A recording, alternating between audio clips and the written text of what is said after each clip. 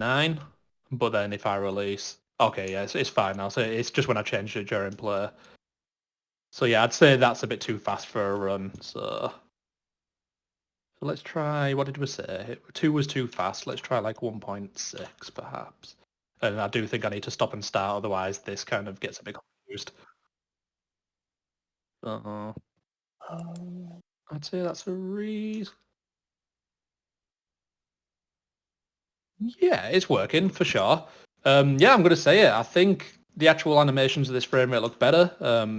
We can make them smoother if we want it, but then obviously start losing a little bit of that retro feel. So this is, I think you said you quite liked 16 FPS. Yeah, so let's see what it looks like with that. Make sure that all the animations are still... Yeah, so you still kind of get some of that stepped kind of feel into it. For sure. Let's try the run. Yeah, I still think that works as a retro feel, but you kind of keep a nice, more of a smoothness to it. Let me...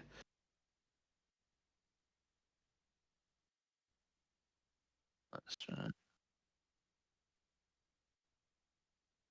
Boom. It doesn't know. So you can... Yeah. You, you can spam, you can spam parry. What's the... is it right? So... It's just the sword trail.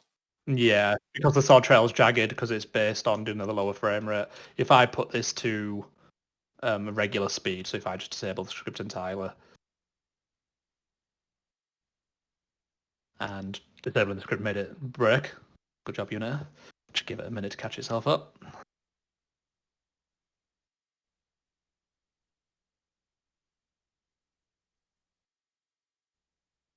And now the walk speed's really slow for whatever reason, but... yeah, it is doing something weird with the leg.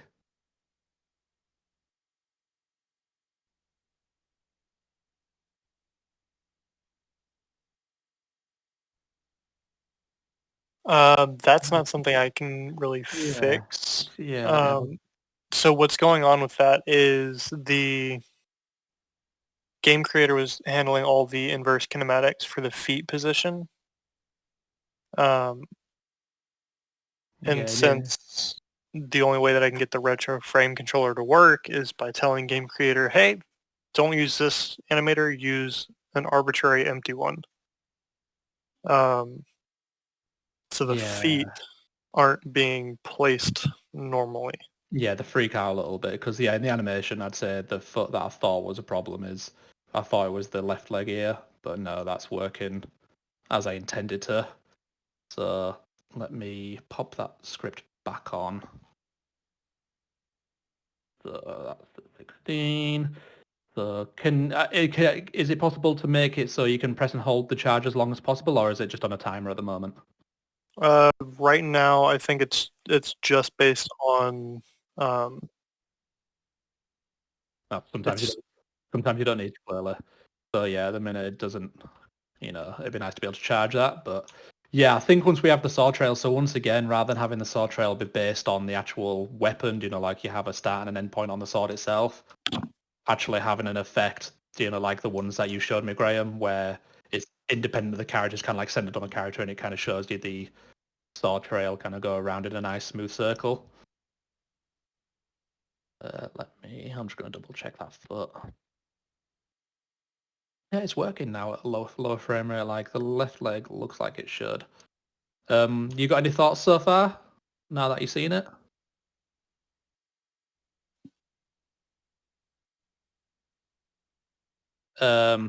It's it not hasn't been implemented yet. Yeah, it's not really an animation. Like I said to you, it's just a still pose, which then is going to be blending from the idle, or it's going to be blending from the slide pose, which then will be like a nice smooth transition over like 5 or 6 frames to then the idle. So rather than, because if I made it like a specific stop animation, because it's such a quick 5 or 6 frames, it could end up looking like incorrect, more like a glitch rather than a deliberate move. So did I? Yes, I actually showed it here. So it's just a pose, which then will kind of So you can see then it'll just kind of blend into idle. So but also it'll maintain the capsule movement. So imagine he's run forward and is currently keeping momentum, and then you can just use this smooth blend, which can be any parameter you want. Obviously, this is just the default. And that's kind of how it had worked, just kind of smoothly blend into the idle as the capsule keeps moving.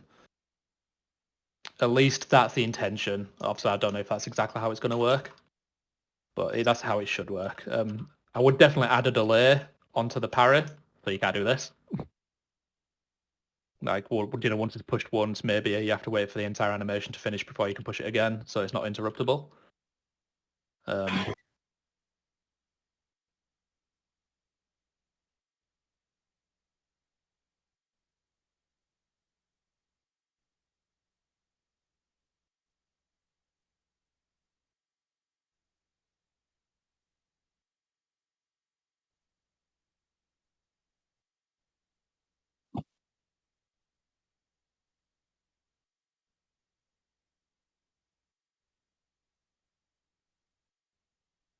Yeah, I do have to say the locomotion's feeling really good.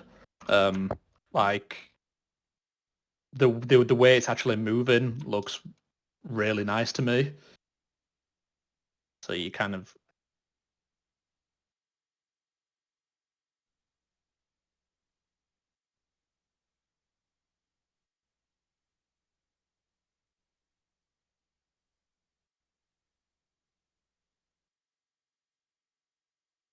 We can change that really quick.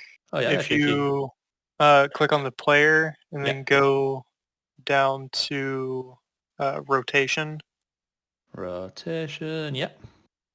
change that to isometric 4 direction or cardinal. Cardinal, and then that should do the trick, right? Yep. So then that does means you can no longer go. Okay, yeah. So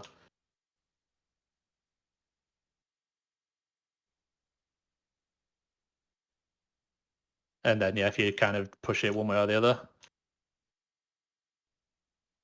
Oh hell yeah. Ooh, yeah, for sure.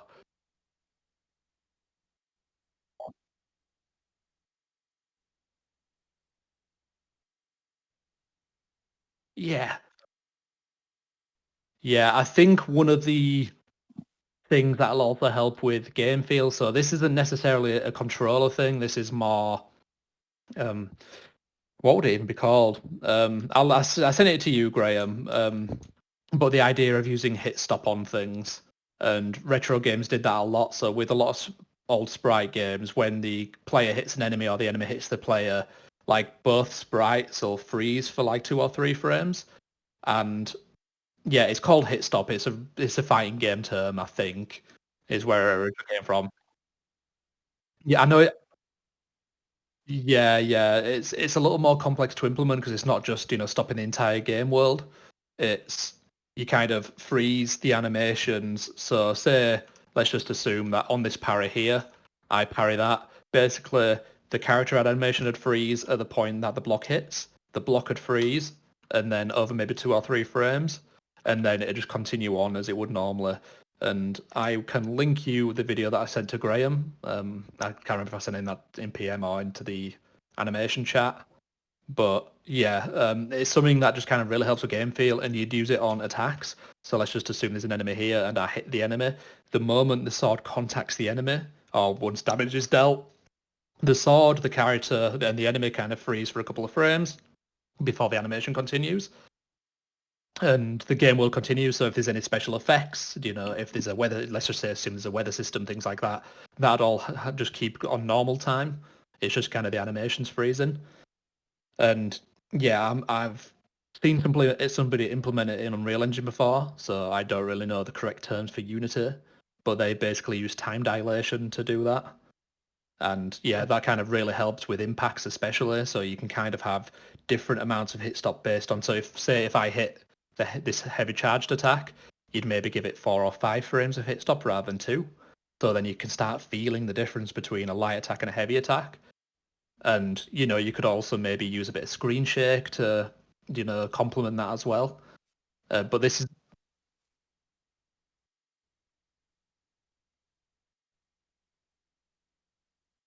Yeah. Let me. I'll just stop streaming while I find that video. Just so you'd have to watch a video within a video. But yeah, I think now that I've got a hold of it with the, I think what we need to do to make sure